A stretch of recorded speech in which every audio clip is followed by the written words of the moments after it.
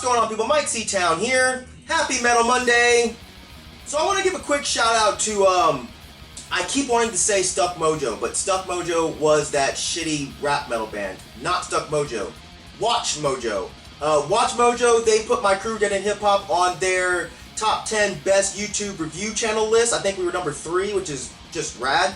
But they also gave my personal channel an honorable mention. So thank you so much. Even though my channel is not really a review channel, I do reviews as you're about to watch.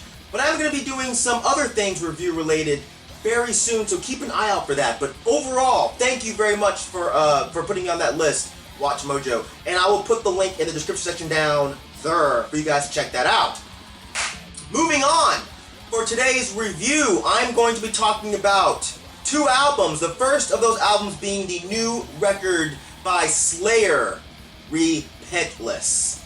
So even though I haven't really been impressed by Slayer in a very long time, I still get excited when they release a new album. And that's not because they're always good albums, because they're not. It's because every time I hope they're going to return to form. And that return to form for me, for Slayer, is just good fucking riffs. And that's something that's been missing from the last couple of albums. I have not thoroughly enjoyed an album by Slayer since Divine Intervention.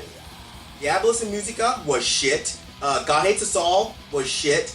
Christ Illusion was actually really good to me. The riffs were there for the vast majority of it. The opening track, Flesh Storm, was just absolutely killer. Violence is the way of life! Horrible Slayer impression. Cult is one of my favorite Slayer songs in recent years. I love that song. I've made my choice! 666!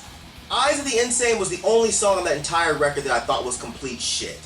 World Painted Blood was an okay album, but it wasn't great. It had some good songs like the title track and Hate Worldwide, but then it had some really shit songs on that album like Beauty Through Order, Unit 731, Human Strain, the unbelievably terrible Americon, which was just fucking atrocious.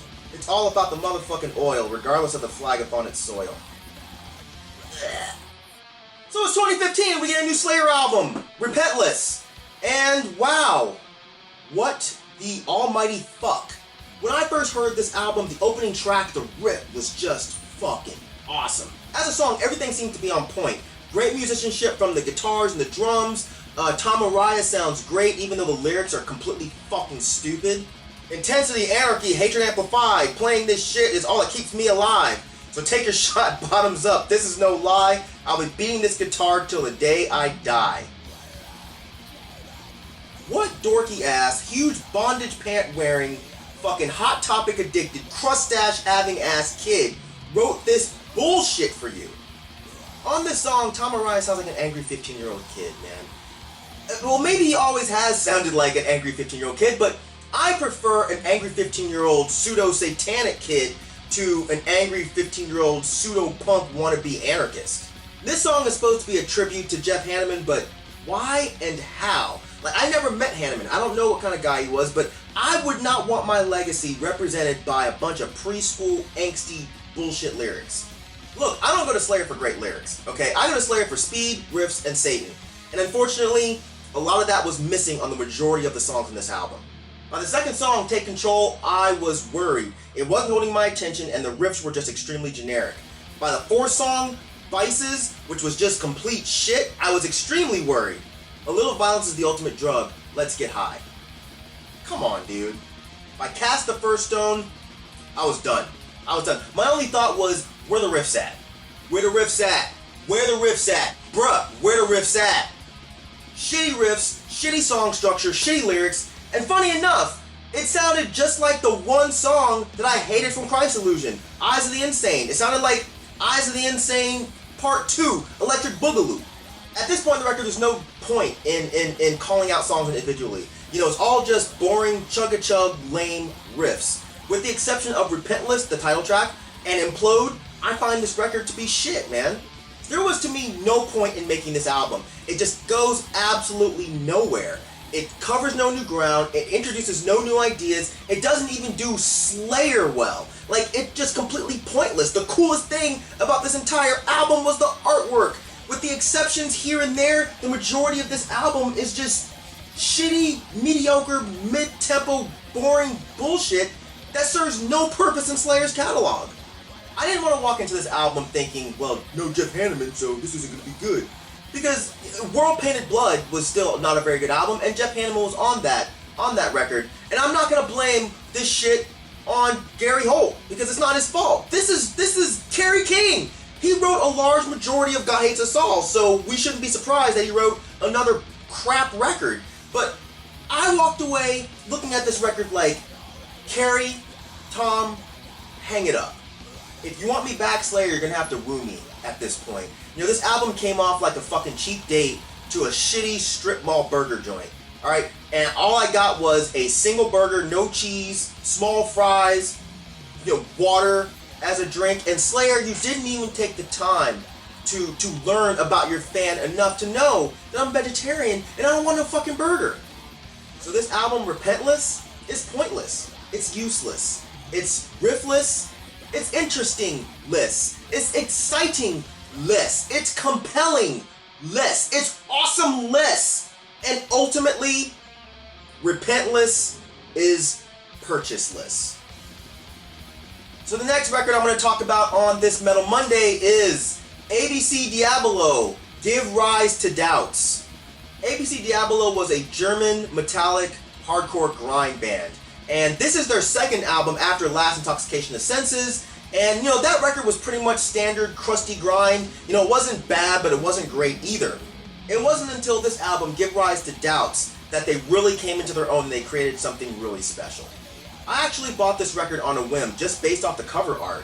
And back then, you can get away with doing shit like this because, music was better in my day. I had no idea what I was getting from this record until that first riff hit, man.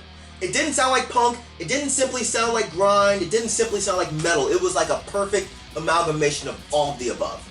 The riffs were fast and the drumming was just as fast, man. What caught me immediately though was the vocals. I'd never heard something like that. His pained screams on the highs and the anger in the lows was just really refreshing. And a perfect example of this is the song Absence. The riffs are really powerful and heavy. These guys boasted a level of songwriting to me that was definitely absent from a lot of the grind and hardcore bands back then. It's not all crazy and chaotic like a bunch of grind was back then. It was really tight and precise, man. And the guitar work on this is just absolutely fantastic. Listen to a song like Very Moment.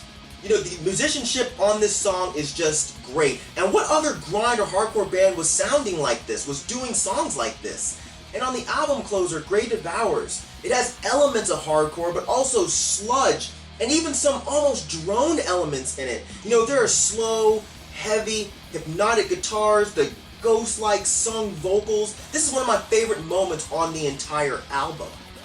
So much thought was put into these songs, so much passion was put into these songs, And the fast parts, they just make you want to jump up and break shit, and the slow parts, they just put you in a trance.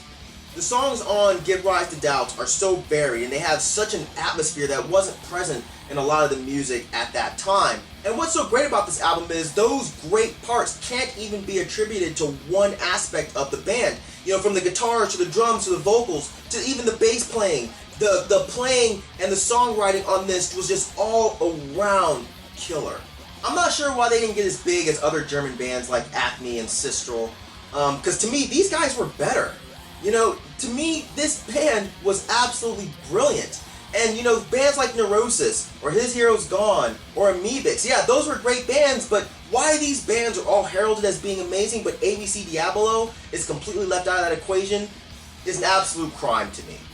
So do yourselves a favor, if you like crusty metal grind, go and look up this album, because you will not be let down. It's so damn good. So that's it for this edition of Metal Monday. Thanks again for watching. If there are some metal albums that you are loving that you want me to talk about, hey, throw them in the comment section down there. You know how we do in these motherfucking streets. Thank you for living, thank you for loving, thank you for being you. And I will see you guys next time. Alright? Peace, bitches!